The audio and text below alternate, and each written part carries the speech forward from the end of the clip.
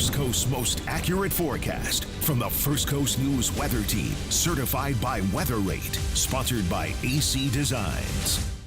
Let's start off with a look at Rafael out here because, you know, in the Keys, they just kind of brushed. They did actually have tropical storm warnings that were in place out there for Key West.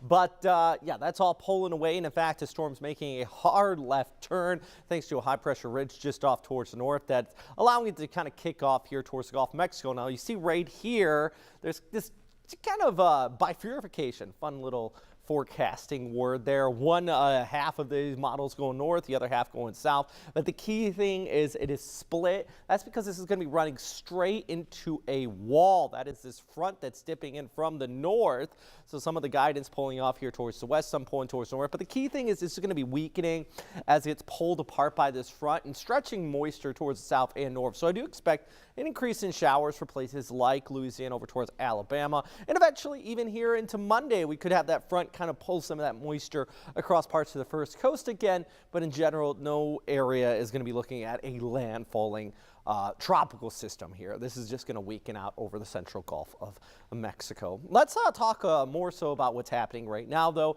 Here's our storm. That's Rafael. Still can see the eye on radar here actually coming out of Key West. We zoom in, though. We got some scattered showers across our area, especially for southeastern Georgia. In fact, this morning, we had a flood warnings in place there across parts of Waycross over towards Valdosta, but not the case for the Jacksonville area, partly the mostly cloudy skies with that chance of some isolated passing showers. Friday is going to be warm and humid with a high of 82. Rain chances do back off a bit here on Friday, but I do think they're going to uptick back again as we go ahead into Saturday. Some passing raindrops, nice onshore breeze is going to create that risk of rip currents, and Sunday's still humid and that breezy conditions continue to linger here as we wrap up Saturday over towards Sunday. That means for the Jags game, yeah, you're going to have that breeze, maybe a stray shower, but temperatures will be into the lower 80s. My goodness, for mid-November, having temperatures still into the 80s here at the bank.